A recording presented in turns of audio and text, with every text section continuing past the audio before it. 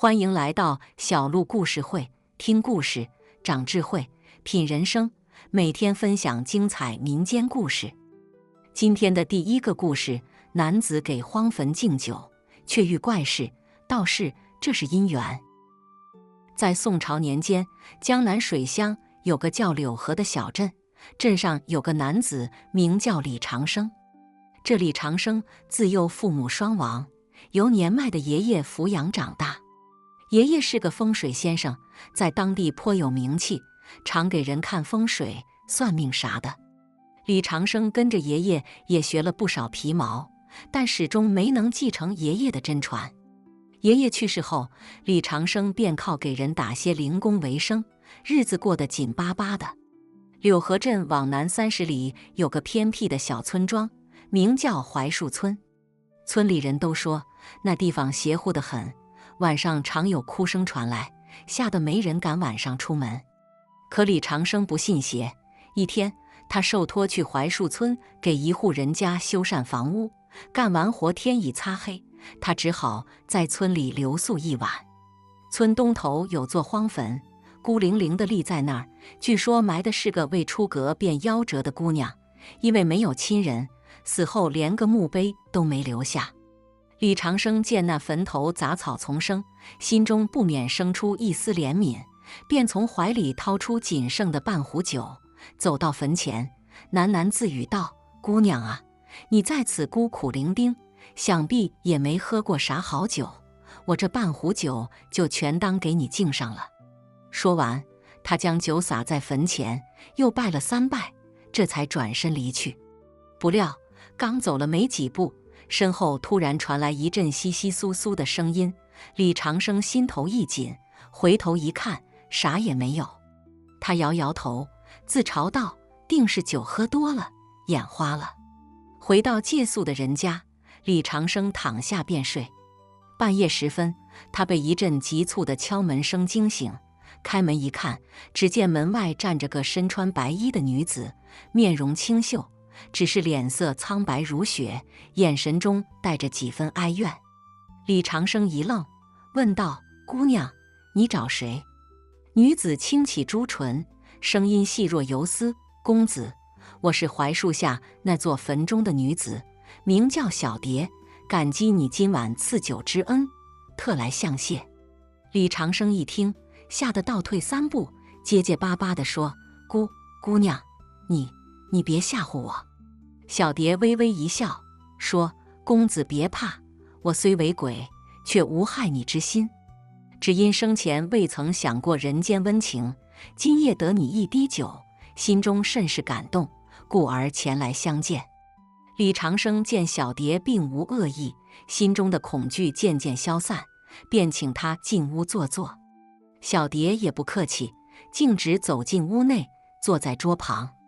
李长生给她倒了杯水，两人便聊了起来。原来小蝶生前是个孤女，自幼失去双亲，寄居在亲戚家。亲戚待她刻薄，动辄打骂。一日，她不堪忍受，便离家出走，不料遇到恶霸欺凌，她誓死不从，结果被恶霸失手打死，草草葬在了这荒郊野外。李长生听后心生怜悯，叹道：“姑娘身世真是可怜，今夜能得见姑娘一面，也是缘分。”小蝶眼中闪过一丝泪光，说：“公子宅心仁厚，小蝶感激不尽。只是阴阳相隔，今夜一别，不知何时才能相见。”李长生心中涌起一股莫名的情感，说道：“姑娘若不嫌弃，我每日傍晚都会来此敬你一壶酒，如何？”小蝶闻言，脸上露出欣喜之色，点头应允。自那以后，李长生每日傍晚都会带着一壶酒来到小蝶的坟前，两人一边喝酒一边聊天，成了无话不谈的朋友。村里人见李长生天天往荒坟跑，都说他中了邪，劝他离那坟远点。可李长生不为所动，依旧如故。一日，李长生在镇上的酒馆里喝酒，遇到了一个身穿道袍的老道士。那道士见李长生印堂发黑，眉头紧锁，便走过来问道：“小哥，你最近可是遇到了什么怪事？”李长生一愣，心想这道士莫非能看出啥门道来，便将自己与小蝶的事一五一十地告诉了道士。道士听后沉吟片刻，说道：“你这是惹上了姻缘啊！那女子虽为鬼，却并无恶意，只是你与她阴阳相隔，长久下去，与你身体不利。”李长生闻言，心中一紧，忙问道长：“可有破解之法？”道士捋了捋胡须，说：“破解之法倒是有一个，只是颇为凶险，需你亲自前往深山老林，寻找一种名为还阳草的灵草，用其熬制药汤，服下后方能斩断这段姻缘。”李长生一听，毫不犹豫地说：“道长，只要能救小蝶，我啥都不怕。”道士从怀里掏出一本破旧的古书，递给李长生，说：“这上面有还阳草的图样和生长习性，你且收好。不过那深山老林危险重重，你定要小心为上。”李长生接过古书，谢过道士，便匆匆离去。回到家中，他收拾好行囊，带上干粮和水壶，按照古书上的指引，踏上了寻找还阳草的征途。他翻山越岭，风餐露宿，历经千辛万苦，终于在一个悬崖峭壁上找到了那株珍贵的还阳草。当他小心翼翼地将还阳草采下时，不料脚下一滑，整个人向悬崖下跌去。就在这千钧一发之际，一道白影闪过，将他稳稳拖住。李长生定睛一看，原来是小蝶。小蝶脸色苍白，眼中满是焦急：“长生，你为何要如此冒险？”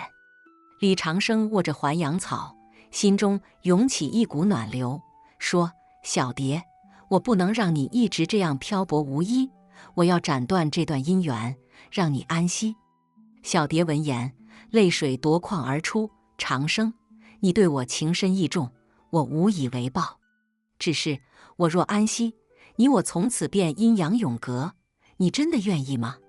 李长生坚定地点点头：“小蝶，我愿意。”小蝶深情地看了李长生一眼，说：“那好吧，我这就送你回去。记住，回去后立刻熬制药汤服下，切不可拖延。”说完，他化作一道白光，拖着李长生向山下飞去。不一会儿，两人便回到了槐树村。李长生按照小蝶的吩咐，将还阳草熬制成药汤，服了下去。服下药汤后，李长生只觉一股暖流在体内涌动，浑身舒畅无比。就在这时，他眼前突然一黑，晕了过去。当他再次醒来时，发现自己躺在屋里，身边空无一人。他挣扎着爬起身来，走出屋外，只见天色已晚，一轮明月高悬天际。他来到小蝶的坟前，拜了3拜，心中默默祈祷：“小蝶，愿你安息。”就在这时，一阵风吹过，坟头的杂草轻轻摇曳，仿佛是小蝶在向他挥手告别。李长生心中涌起一股莫名的失落感，但他知道这是为了小蝶好，也是为了自己好。从那以后，李长生再也没有遇到过小蝶。他重新过上了平静的生活，只是偶尔在夜深人静时，他会想起那段不可思议的姻缘，心中涌起一丝淡淡的哀愁。而槐树村的人们也渐渐发现，那晚上传来的哭声再也没有响起过。他们都说是那个孤苦伶仃的姑娘终于找到了安息之地。至于李长生和小蝶的故事，也成了槐树村流传最广、最神秘的传说。李长生自打小蝶的事儿过后，整个人像是脱胎换骨了一般。原先那股子浑浑噩噩的劲儿没了，取而代之的是一股子沉稳劲儿，干啥事儿都特有章程。村里人都说，这长生啊，指定是撞啥大运了，要不咋能跟变了个人似的呢？可李长生心里明白，这都是小蝶的功劳。虽然他走了，但留给他的那份情谊，他得记一辈子。日子一天天过去，李长生在村里混得风生水起，不仅修了新房，还娶了个贤惠的媳妇。媳妇名叫翠花，是个实诚人，对李长生那是照顾得无微不至。两人小日子过得和和美美，羡煞旁人。可就在李长生以为日子会一直这么过下去的时候，一件怪事又找上了他。这天晚上，李长生跟翠花正躺炕上唠嗑呢，突然听见院子里传来哐当一声，像是啥东西倒了。李长生心里一紧，忙穿上衣裳出去查看。这一看不要紧，差点没把他魂吓飞了。院子里站着个白衣女子，正对着他直勾勾地看呢。李长生定睛一看，这不是小蝶吗？他心里咯噔一下，心想小蝶不是已经安息了吗？咋又回来了呢？翠花听见动静也出来了，一看院子里站着个白衣女子，吓得妈呀一声就躲李长生身后了。李长生深吸一口气，壮着胆子问道：小蝶，你咋回来了？小蝶悠悠地叹了口气，说：长生，我本已安息，可最近村里不太平，有邪祟作乱，我放心不下你，便回来看看。李长生一听，心里那个感动啊，忙说：小蝶，你对我真好，可你如今是鬼，总这么飘来飘去的也不是个事儿啊，要不我帮你找个道士超度超度吧。小蝶摇了摇头，说：不必了，我此来是想告诉你，那邪祟就藏在村东头的老槐树下，你得小心提防。李长生一听，心里咯噔一下，忙问：那邪祟是啥玩意儿？厉不厉害？小蝶说：那邪祟是个修炼成精的槐树妖，他吸人阳气，害了不少人性命。我生前就曾受过他的害，只是当时年幼无知，不知他是何方神圣。如今我虽已成鬼，却仍无法奈何他。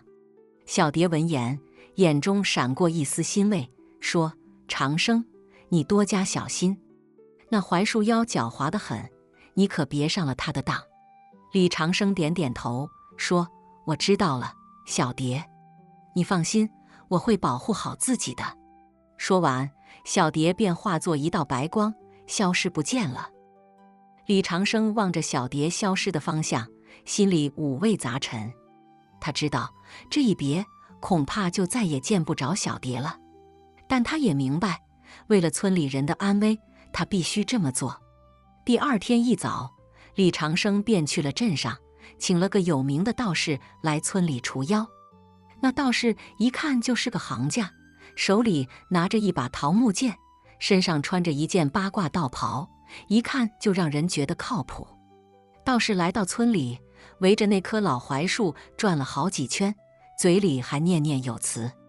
李长生跟在道士身后，心里七上八下的，生怕道士看不出个啥来。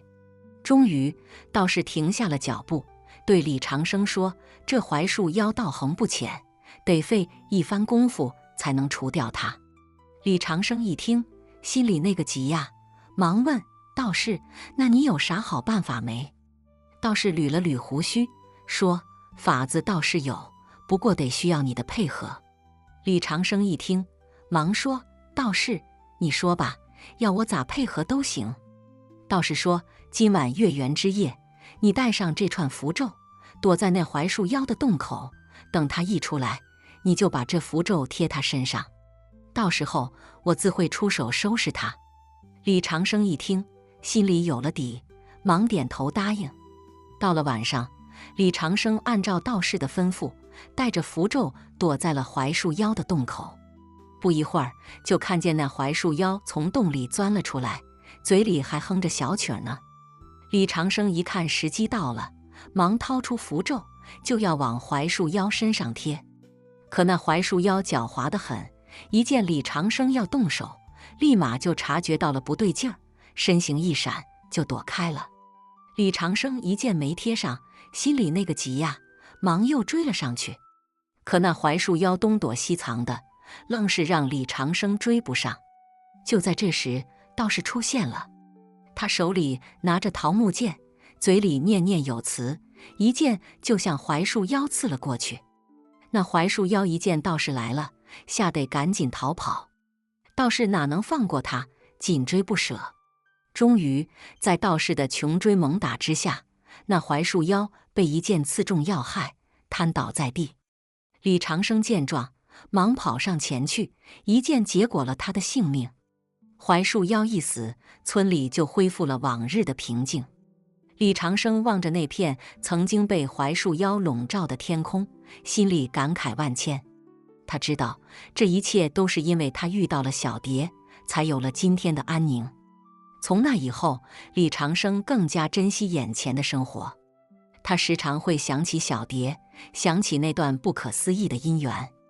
虽然小蝶已经不在了，但他的情谊却永远留在了李长生的心里。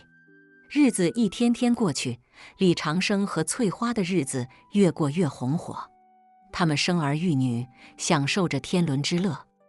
而每当夜深人静的时候，李长生都会拿出那串曾经用来对付槐树妖的符咒，默默地对着天空祈祷：小蝶，谢谢你给了我这一切，你在那边一定要好好的。岁月如梭，转眼间几十年过去了。李长生也从一个年轻的小伙子变成了一个白发苍苍的老头，可他的心里始终装着那段不可思议的姻缘。直到有一天，他躺在床上，望着窗外的天空，心中涌起一股莫名的感觉。他知道那是小蝶在召唤他，于是他微笑着闭上了眼睛，安详地离开了人世。村里人都说李长生是去找小蝶了。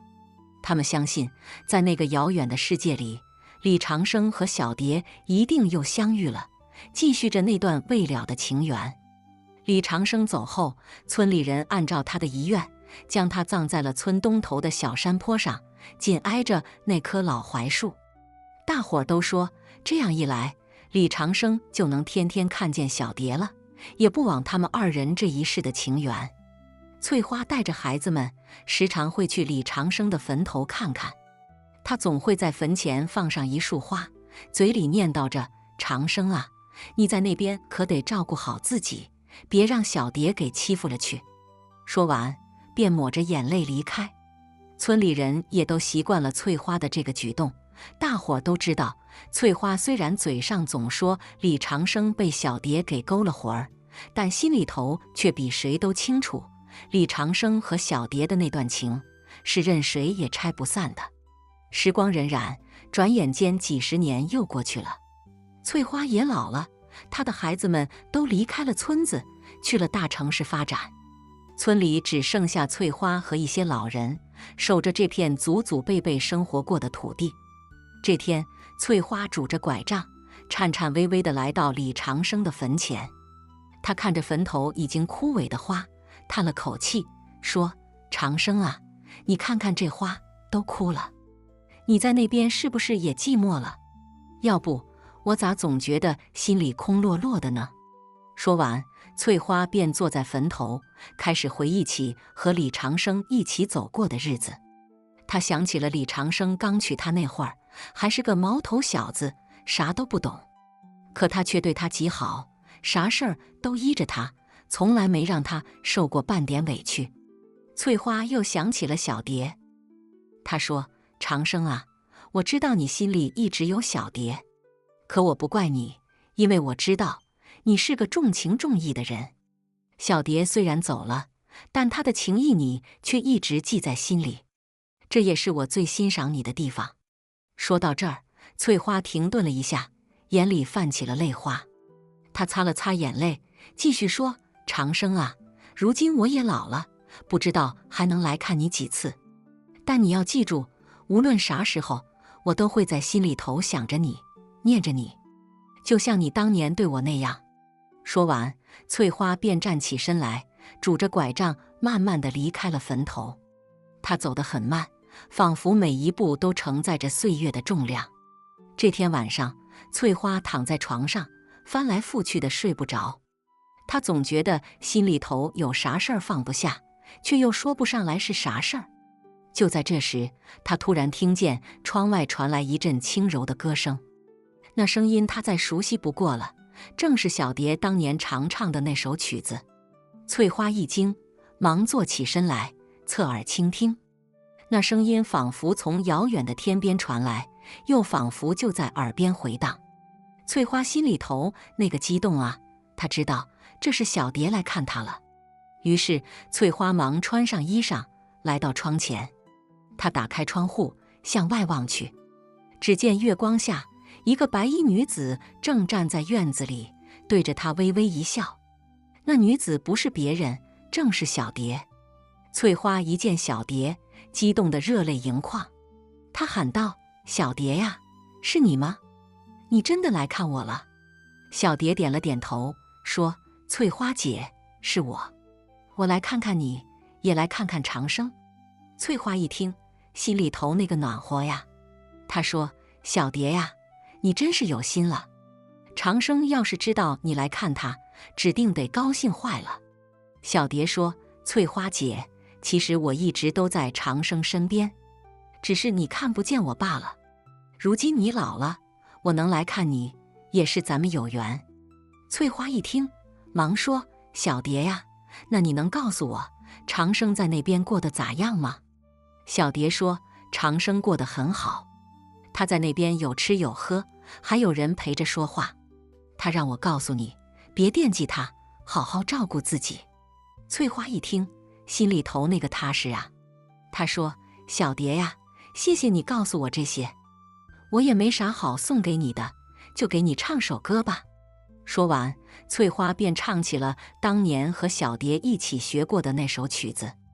那声音虽然不再清脆悦耳，但却充满了岁月的沧桑和深情。小蝶听着翠花的歌声，眼里也泛起了泪花。她说：“翠花姐，你的歌声还是那么好听，我会记住的，也会告诉长生。”唱完歌，翠花和小蝶又聊了一会儿。他们聊起了过去的点点滴滴，聊起了村里的变化，也聊起了对未来的憧憬。虽然小蝶是个鬼，翠花是个人，但他们之间的感情却比啥都真挚。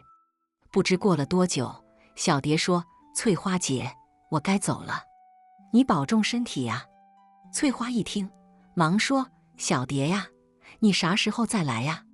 小蝶说：“等你需要我的时候，我就会来。”说完，小蝶便化作一道白光，消失不见了。翠花望着小蝶消失的方向，心里头那个感慨呀。她知道，虽然小蝶走了，但他们之间的情谊却永远留在了心里。从那以后，翠花时常会想起小蝶。每当她觉得孤单寂寞的时候，小蝶就会出现，陪着她聊天唱歌。村里人都说翠花魔怔了，可翠花心里头明白，这是小蝶在照顾她呢。就这样，翠花在小蝶的陪伴下，度过了一个又一个寂静的夜晚。直到有一天，她也安详地闭上了眼睛，离开了这个世界。村里人按照翠花的遗愿，将她葬在了李长生的旁边。大伙儿都说，这样一来，翠花就能天天看见李长生和小蝶了，也不枉他们三人这一世的情缘。从那以后，每当月圆之夜，村里人总会看见一道白光在李长生的坟头徘徊。大伙儿都知道，那是小蝶在守护着他们三人之间的情缘呢。而每当这个时候，村里人都会默默地祈祷，愿这份情缘能够永远延续下去，直到天荒地老。今天的第二个故事，老汉盖新房，剩下不少砖，路过的道士，这不是新房是棺材。在咱们这旮旯往南走个180里地，有个不大不小的村子，名叫槐树村。这槐树村啊，人不多，可故事却不少。今儿个咱就来讲讲村里老张头的事儿。老张头本名张德贵，是个土生土长的庄稼汉，一辈子面朝黄土背朝天，没享过几天福。眼瞅着快到花甲之年了，老张头心心念念的就是能给自个儿和老伴儿盖上一座宽敞明亮的大瓦房，也好让儿子娶上媳妇，延续香火。去年秋天，老张头东拼西凑，总算是凑够了盖房的银子。请了村里的泥瓦匠，选了个黄道吉日，就在村东头的一块空地上破土动工了。这一动起手来，老张头那是没日没夜地跟着忙活，生怕哪里出了差错。村里人也都说，老张头这回是豁出去了，连平日里舍不得抽的2两旱烟都戒了，就为了能省俩钱买砖买瓦。经过几个月的忙活，新房总算是盖起来了。青砖红瓦，雕梁画栋，虽然谈不上豪华，但在槐树村里也算是数一数二的了。老张头看着新房，心里那叫一个美，嘴角都快咧到后脑勺去了。老伴儿更是喜极而泣，多年的心愿总算是实现了。然而，就在新房即将竣工的时候，老张头却遇到了一个棘手的问题。原来，在盖房子的时候，由于计算失误，剩下了不少青砖。这些青砖堆在院子里，像个小山似的，显得格外碍眼。老张头心里那叫一个愁啊！这些青砖可是花了不少银子的，就这么白白浪费了，实在不甘心。老张头琢磨来琢磨去，也没想出啥好办法来。于是他就把这些青砖堆在院子里，想着啥时候能用上就用上，实在不行就留着当柴火烧。村里人也都说老张头是个实诚人，这些青砖虽然剩下了，但也不能白瞎了，总得想个法子用上。日子就这么一天天过去了，新房也住上了，老张头2口子的脸上总算是露出了久违的笑容。然而，这笑容没过多久，就被一件离奇的事儿给搅和了。那是一个月黑风高的夜晚，老张头2口子早早的就躺下了。由于白天忙活了一天，再加上岁数大了，没一会儿，老张头就进入了梦乡。睡梦中，他仿佛听到院子里传来一阵奇怪的声音，像是有人在低声细语，又像是在呜咽。老张头被这声音惊醒，吓得浑身一激灵，赶紧推醒了老伴儿。老伴儿，你听，院子里好像有声音。老张头压低声音说道。老伴儿被老张头这么一说，也吓得不敢出声，只是紧紧地抓着老张头的手。老张头壮着胆子，穿上衣服，拿起手电筒，小心翼翼地走到院子里。他顺着声音找去，却发现声音是从那堆青砖里传来的。老张头心里那叫一个害怕呀！他战战兢兢地走进青砖堆，用手电筒一照，却发现青砖堆上啥也没有。老张头心里纳闷儿，难道是自己听错了？他正要转身回屋，却突然听到身后传来一阵低沉的笑声。这笑声阴森森的，让人听了直起鸡皮疙瘩。老张头吓得魂飞魄散，撒腿就往屋里跑。回到屋里，他一把关上门，插上插销，然后喘着粗气对老伴儿说：“老伴儿，不好了，院子里有鬼。”老伴儿一听这话，吓得脸色苍白，浑身直哆嗦。老张头安抚了老伴儿一会儿，这才壮着胆子再次走到院子里。这次他特意带上了家里的镰刀，以防万一。然而，当他再次走到青砖堆前时，却发现啥也没有，那声音也消失得无影无踪了。老张头心里琢磨着，这事儿肯定是邪门了。他想来想去，也没想出个所以然来。于是他就决定这事儿先不跟村里人说，免得让人笑话。可是这事儿却像是一块大石头压在他的心头，让他喘不过气来。转眼间过了半个月，这天老张头正在院子里收拾东西，突然听到村口传来一阵吆喝声。他抬头一看，只见一个身穿道袍、手持拂尘的道士正朝村里走来。老张头心里一动，心想这道士说不定能看出个啥来。于是他赶紧迎了上去，把道士请到了家里。道士一进门就皱着眉头在院子里转了一圈，然后他走到青砖堆前，仔细地看了看那些青砖，又用手在青砖上摸了摸。老张头在一旁看得心惊胆战，生怕道士说出啥不吉利的话来。果然，道士看了半天，终于开口说话了：“老汉呐，你这可不是新房，是棺材呀！”老张头一听这话，吓得差点没晕过去。他赶紧拉住道士的手，颤声问道：“道长，你这话是啥意思？我这新房咋就成了棺材了？”道士叹了口气，说道：“老汉呐，你看这些青砖，它们排列得整整齐齐，就像是一口棺材的盖子。而且这青砖上还沾染着一股阴气，这说明这里曾经有过不干净的东西。我估摸着，你盖房的时候肯定是动了啥不该动的东西，这才招来了这些邪祟。”老张头一听这话，吓得浑身直冒冷汗。他赶紧把盖房的时候发生的事情一五一十地告诉了道士。道士听完之后点了点头，说道：“这就对了，你肯定是无意中惊扰了啥不干净的东西，他这才来报复你。不过你也别太担心，这事儿还有救。”老张头一听还有救，赶紧拉住道士的手，求他帮忙。道士想了想，说道：“这样吧，我先给你画个符，贴在青砖堆上，然后你再准备些香火纸钱，等到晚上的时候，我来帮你做场法事，把这些邪祟送走。”老张头一听这话，赶紧点头答应。他赶紧按照道士的吩咐，准备好了香火纸钱。到了晚上，道士就在院子里摆起了法坛，开始做法事。只见他口中念念有词，手中的拂尘在空中舞动，不一会儿就有一股青烟从法坛上升起。老张头在一旁看得目瞪口呆，心里暗暗佩服道士的本事。法事做了整整1个时辰，道士这才收起了法坛。他擦了擦额头上的汗水，对老张头说道：“老汉呐，这事儿算是解决了。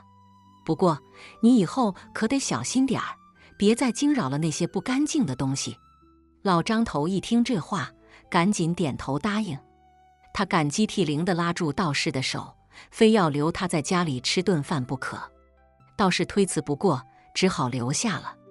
老张头2口子忙活了一阵子，做了一顿丰盛的饭菜。道士吃了之后赞不绝口，说这是他这辈子吃过的最香的饭菜。吃完饭之后，道士就告辞了。老张头2口子一直把他送到村口，这才依依不舍地回了家。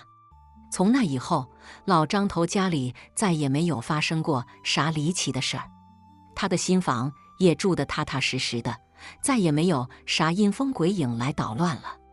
这事儿虽然过去了很久，但在槐树村里却一直流传着。每当人们提起老张头盖新房的事儿，都会不由自主地感叹一番。这事儿也提醒了村里人，干啥事儿都得小心点儿，别惊扰了那些不干净的东西，要不然可就麻烦了。老张头抽了一口烟，吐出一个烟圈，说道：“可不是嘛，这回可真是多亏了这道士，要不然咱这新房可真就成了棺材了。”老伴儿一听这话，吓得一哆嗦，手里的碗差点没掉地上。老张头一看老伴儿这样，赶紧安抚道：“别怕别怕，事儿已经过去了。那道士说了，以后不会再有啥事儿了。”老伴儿听了老张头的话，这才放下心来。他擦了擦额头上的汗水，说道：“这事儿可真是吓死我了，以后咱可得小心点儿。”老张头点了点头，说道：“是啊，咱以后干啥事儿都得留点神。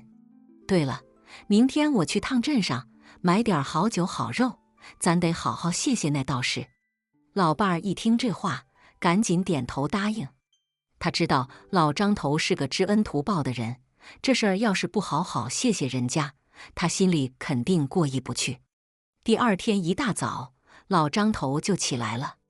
他洗漱完毕，吃了口早饭，然后就扛着个布袋子往镇上走去。到了镇上，他买了几瓶好酒和几斤好肉，然后又去杂货铺买了点香烛纸钱。老张头心想，这些东西都得备着，万一以后再有啥事儿，也好有个准备。老张头买完东西，就扛着布袋子往家里走。走到半路上，他突然听到一阵哭声。他顺着哭声找去，只见一个老太太坐在路边，哭得那叫一个伤心。老张头一看这情景，赶紧走上前去，问道：“大娘，你这是咋了？有啥事儿跟我说说，看我能不能帮你。”老太太抬头一看老张头，哭得更加伤心了。她抽泣着说道：“大兄弟呀，我这可真是倒了霉了。我儿子前几天出门办事儿，结果到现在也没回来。我这心里头着急呀，就出来找找。结果走到这儿，一不小心把脚给崴了。我这可真是叫天天不应，叫地地不灵啊。”老张头一听这话，心里那叫一个同情。他赶紧把老太太扶了起来，说道：“大娘，你别哭了。这样，你先到我家去，让我老伴儿帮你瞧瞧脚，然后我再去帮你找找儿子。”老太太一听这话，赶紧点头答应。老张头搀扶着老太太，一步一步往家里走去。到了家里，老伴儿一看这情景，也赶紧过来帮忙。他给老太太揉了揉脚，又敷了点草药。老太太腾劲儿过去，这才好受了点儿。老张头安顿好老太太，就拿起一根扁担，挑起2个水桶，往村口走去。他想先去井里打点水，然后再到镇上去打听打听老太太儿子的消息。老张头走到井边，刚要打水，突然听到井里传来一阵奇怪的声音。他低头一看，只见井里黑漆漆的，啥也看不见。老张头心里那叫一个纳闷儿，这大白天的，井里咋会有声音呢？老张头放下水桶，趴在井边，仔细地听了听。那声音越来越清晰，像是有人在井底呼救。老张头心里一紧，赶紧找来一根长绳子，顺着井壁往下放。不一会儿，绳子那头就传来了一阵微弱的拉拽声。老张头赶紧往上拉绳子，不一会儿，就见一个浑身湿透的小伙子被拉了上来。老张头一看这小伙子，吓得差点没认出来，这不是老太太的儿子吗？他赶紧拍了拍小伙子的脸，喊道：“小伙子，你醒醒，醒醒！”小伙子咳嗽了几声，吐出几口水，这才缓缓地睁开了眼睛。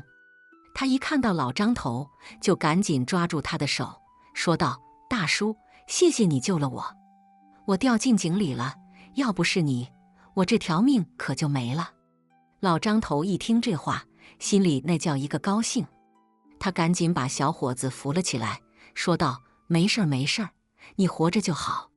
这样，你先到我家去，我给你弄点热乎的吃喝。”小伙子一听这话，赶紧点头答应。老张头领着小伙子回到家，老伴儿一看这情景，也赶紧过来帮忙。他给小伙子找了身干净衣服，又做了顿热乎的饭菜。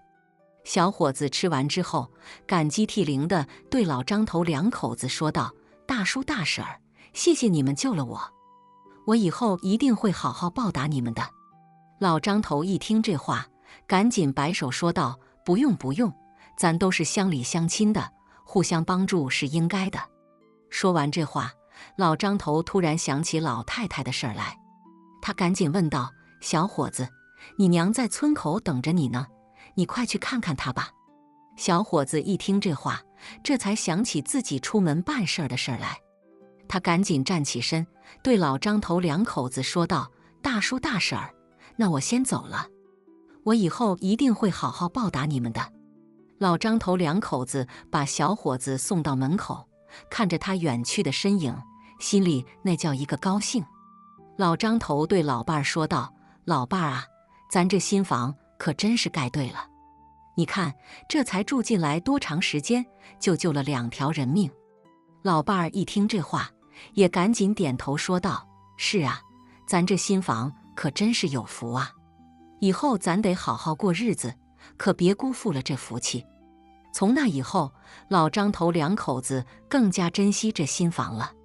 他们每天起早贪黑的忙活，把日子过得红红火火。村里人也都说老张头两口子是个有福之人，这新房可真是盖对了。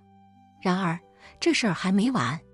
有一天，老张头在院子里收拾东西，突然听到一阵敲门声。他放下手里的活，赶紧去开门。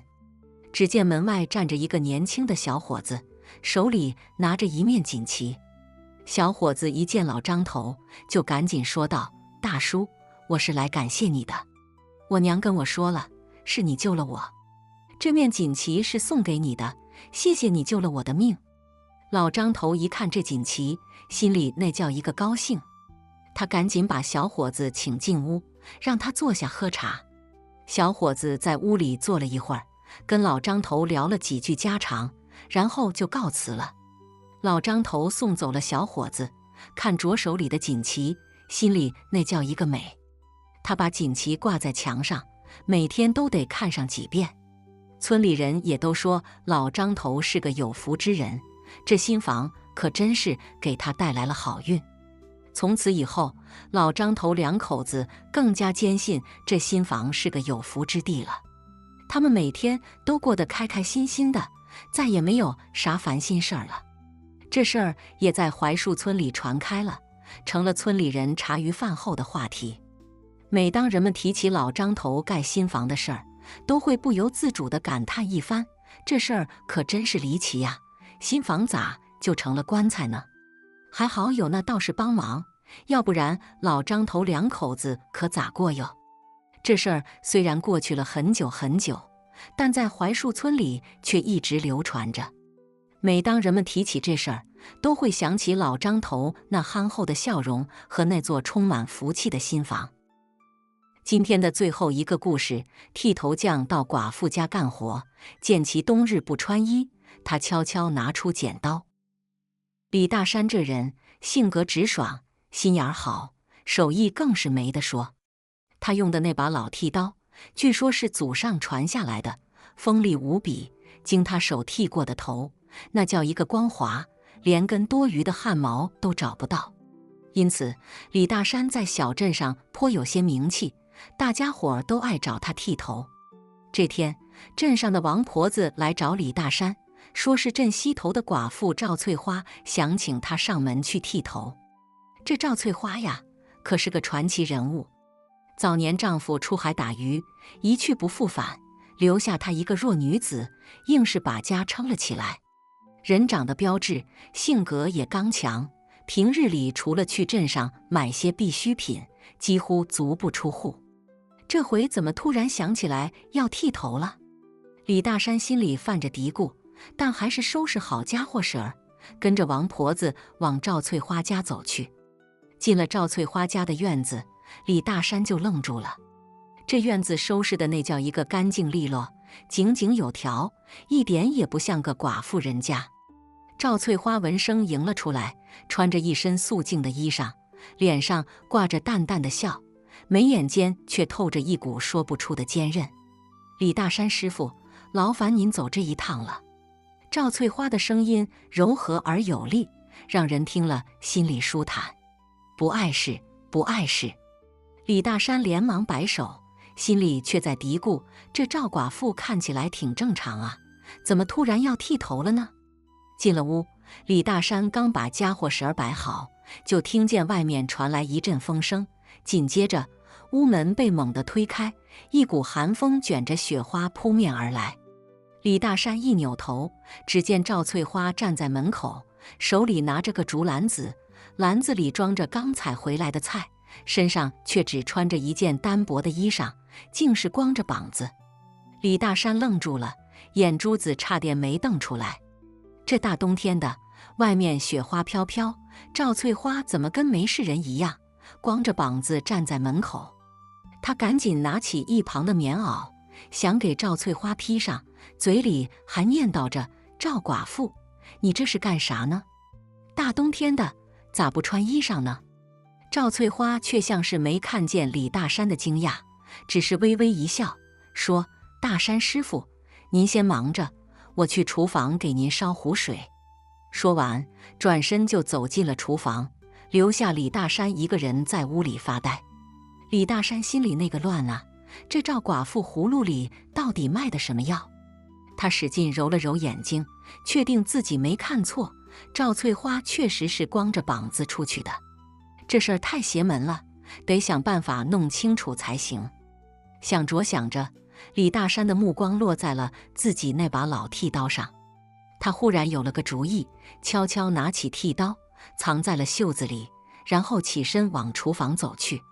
厨房里，赵翠花正忙着烧水，火光映照在她的脸上，显得格外柔和。李大山站在门口，干咳了一声，说：“赵寡妇，我帮你烧火吧。”赵翠花抬头看了他一眼，微微一笑，说：“那就有劳大山师傅了。”李大山一边烧火，一边偷偷打量着赵翠花。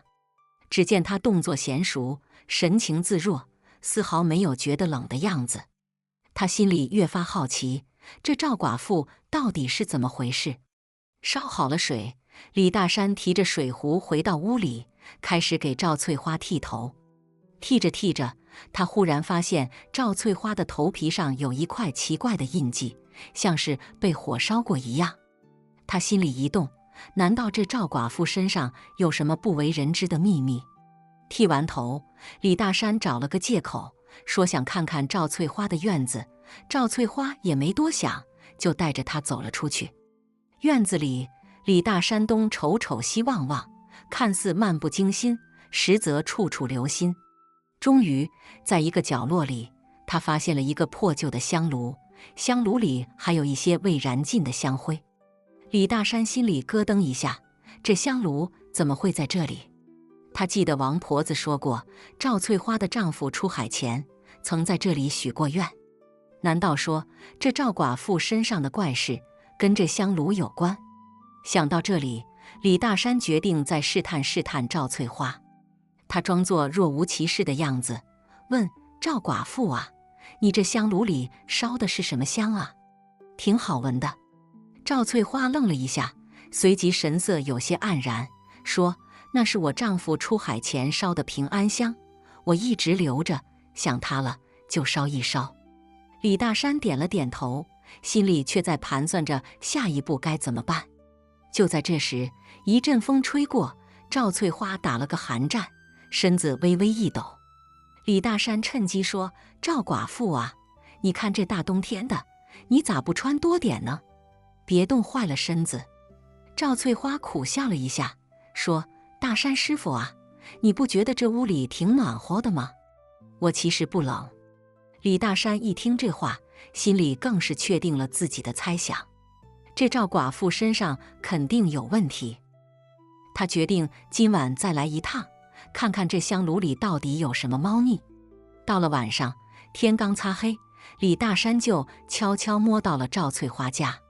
他躲在暗处，只见赵翠花点上香，对着香炉拜了3拜，嘴里还念念有词。就在这时，奇异的事情发生了。只见那香炉里冒出一股青烟，青烟在空中盘旋了几圈，竟然化作了一个人影。李大山吓得差点没叫出声来，他瞪大眼睛，紧紧盯着那个人影。只见那人影跟赵翠花的丈夫长得一模一样。李大山这才明白过来，原来赵翠花是因为思念丈夫成疾，才会在冬天也不觉得冷。而那个香炉竟然是连通阴阳两界的通道。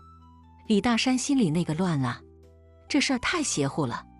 他本想悄悄离开，可转念一想，赵翠花这样下去也不是个办法呀，得想办法帮帮她才行。就在这时，赵翠花的声音在屋里响起：“你来了吗？我好想你。”李大山一听这话，心里更是五味杂陈。他知道赵翠花这是在跟那个虚幻的人影说话。他决定明天一早就去镇上找个道士来，看看有没有什么办法能解开赵翠花的心结。第二天一大早，李大山就去了镇上。他找遍了整个镇子，终于在一个偏僻的角落里找到了一个老道士。那老道士一听李大山说的事儿，眉头就皱了起来。他说：“这事儿难办啊，不过我可以试试。”于是李大山带着老道士回到了赵翠花家。那老道士围着香炉转了几圈，嘴里念念有词，然后从怀里掏出一张符纸，贴在了香炉上。只见那符纸刚一贴上，香炉里就冒出一股黑烟，那个人影也随之消失了。赵翠花见状，脸色大变，瘫坐在地上。老道士走上前去，轻轻拍了拍她的肩膀，说：“姑娘啊，人死不能复生，你还是放下执念吧。”赵翠花听了这话，泪如雨下。她哭着说：“我知道他回不来了，可我就是忘不了他呀。”李大山在一旁看着，心里也是五味杂陈。他没想到赵翠花对丈夫的思念竟然如此之深。他走过去，扶起赵翠花，说：“赵寡妇啊，你就听道士的话吧，放下执念，好好过日子。”赵翠花点了点头，泪眼婆娑地看着李大山和老道士。从那以后，赵翠花再也没有出现过冬天不穿衣服的怪事。她也开始走出家门，跟镇上的女人们一起聊天，做针线活。虽然她的脸上依然带着几分忧伤，但眼神里却多了几分坚定和从容。而李大山呢，他也继续着自己的剃头匠生涯。每当他想起赵翠花的事儿，心里都会涌起一股莫名的感慨。这世间的情啊，爱呀，真是让人琢磨不透。不过能帮到赵翠花，他心里还是挺高兴的。毕竟在这人世间，能帮到别人也是一种难得的幸福啊。且说那赵翠花在李大山和老道士的帮助下，总算是从那段执念中走了出来。日子一天天地过去，赵翠花脸上的笑容也越来越多。她不再是那个整天躲在屋子里对着香炉发呆的寡妇了。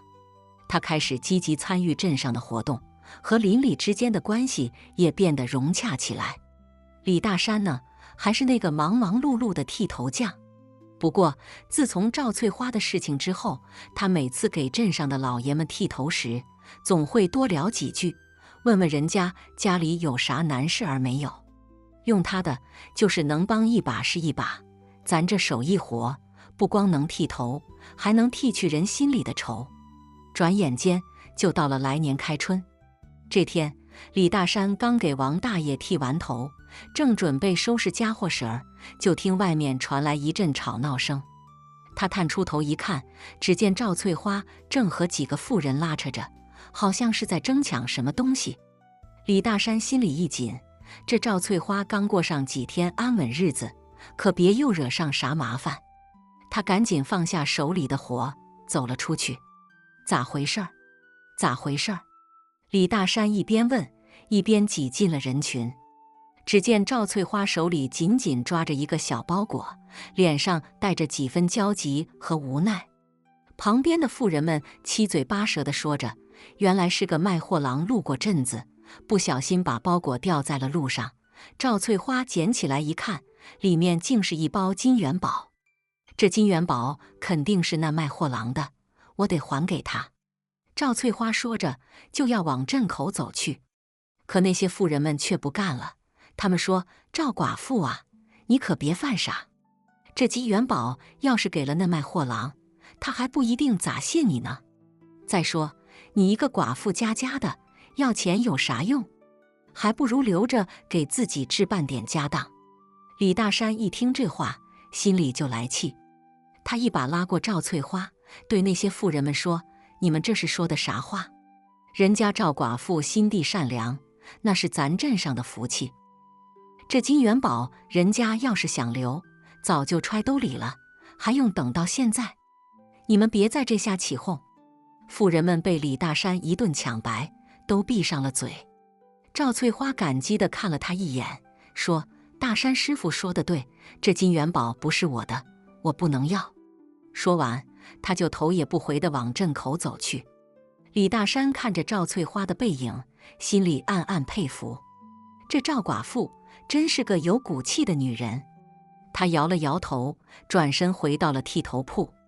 过了晌午，赵翠花气喘吁吁地回来了。他一进门就对李大山说：“大山师傅啊，那卖货郎已经走了，我把金元宝交给了镇上的保长，让他帮忙找那卖货郎。”李大山点了点头，说：“这事儿你做得对，咱镇上的人就得讲良心。”赵翠花笑了笑，说：“大山师傅啊，其实我今天来是想请你帮个忙的。”“啥忙？你说吧。”李大山爽快地说。李大山一听这话，乐了。他说：“这事儿你算是找对人了。我虽然现在主要剃头，但咱那木匠活可没撂下。你放心，这事儿包在我身上。”于是李大山放下剃头刀，拿起了锯子和斧子。他带着几个帮手，乒乒乓乓地忙活了几天，硬是把赵翠花家的那几间破房子修得焕然一新。赵翠花看着修好的房子，眼里泛着泪花，一个劲儿地说：“谢谢，谢谢。”李大山拍了拍手上的灰，说：“谢啥呀？咱邻里邻居的，互相帮忙，那不是应该的吗？”日子就这么一天天地过着。李大山还是那个忙忙碌碌的剃头匠，赵翠花也还是那个勤劳善良的寡妇。不过，他们之间的关系却悄悄地发生了变化。每当李大山忙完一天的活，总会不由自主地往赵翠花家走去，而赵翠花呢，也总是会留一盏灯，等着李大山的到来。他们一起聊天，一起做饭，一起散步。在赵翠花的家里，李大山总能找到一种说不出的温暖和踏实，而赵翠花呢，也觉得李大山是个可以依靠的男人。他们的心里都悄悄地种下了一颗名为爱情的种子。终于有一天，李大山鼓起勇气对赵翠花说：“翠花呀，我想跟你过一辈子，你看中不？”赵翠花一听这话，脸刷的一下就红了。她低着头小声地说：“大山啊，我是个寡妇，还带着个孩子。”赵翠花抬起头看着李大山那坚定的眼神，心里涌上一股暖流。她点了点头说：“大山啊，我愿意。”就这样，李大山和赵翠花在镇上的老槐树下摆了几桌酒席，请了镇上的亲朋好友来喝喜酒。那天，赵翠花穿着大红袄，脸上洋溢着幸福的笑容。李大山呢，也换上了新衣裳，整个人精神焕发。他们手挽着手，给每一位来宾敬酒，感谢大家的祝福。从那以后，李大山和赵翠花过上了幸福的生活。他们一起经营着剃头铺，一起照顾着孩子，一起享受着生活的点点滴滴。每当夜幕降临，他们总会坐在院子里，看着满天的星星，聊着未来的日子。在他们的心里，充满了对未来的期待和憧憬。而镇上的人们呢，也总爱在他们家门口逗留一会儿，听听他们的笑声，看看他们的幸福。大家都说，这李大山和赵翠花呀，真是天生的一对儿。他们过上了咱都羡慕的日子。故事讲到这里啊，也就算是讲完了。咱这李大山和赵翠花的故事啊，虽然没啥惊天动地的大事儿，但却充满了生活的气息和人情的味道。它告诉咱们呢，在这个世界上啊，最珍贵的不是金银财宝，不是权势地位，而是那份实实在在的人情味儿和那份能够相互依靠的爱情。只要咱们心里有爱，有善良，有坚持，那咱们的日子啊，就肯定能过得红红火火，有滋有味。且说那李大山和赵翠花成婚后，日子越过越红火，镇上的剃头铺生意兴隆。赵翠花还在院子里开了一片小菜园，自给自足，日子过得那叫一个滋润。有一天，镇上来了一位神秘的老人，穿得破破烂烂，背着一个破布袋，走街串巷的吆喝着：“算命嘞，不准不要钱。”镇上的人见多了这种江湖术士，大多不理不睬。可这位老人偏偏在李大山的剃头铺前停了下来，非要给李大山算一卦。李大山本来不信这些，可见那老人眼神清澈，不像骗子，便想逗逗他：“老先生，那你给我算算，我今年能不能抱上个大胖小子？”老人一听这话，哈哈一笑，从布袋里摸出几枚铜钱，一番摆弄后说道：“恭喜啊恭喜！你命中注定要有后，而且就在这年内。”李大山一听，心里那个美呀，嘴上却说：“老先生，你可别瞎扯，我这刚成亲没多久呢。”老人也不生气，只是神秘地笑了笑，转身离去。这事儿很快就在镇上传开了，大家都笑话李大山：“大山啊，你可别被那老骗子给忽悠了。”李大山却不以为然，心里还暗暗琢磨：万一这老先生说的是真的呢？说也奇怪，自那以后，赵翠花还真有了身孕，这可把李大山高兴坏了，整天乐呵呵的，逢人就炫耀：“咋样？我说那老先生算得准吧？”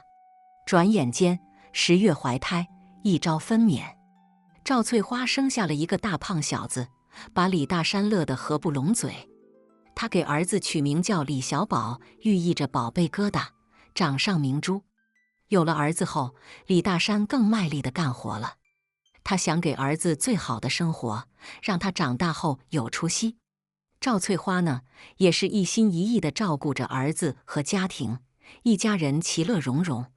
可天有不测风云，人有旦夕祸福。就在李小宝3岁那年，镇上突然闹起了瘟疫，一时间家家户户都紧闭大门，生怕被传染上。李大山和赵翠花也是提心吊胆的，生怕儿子有个好歹。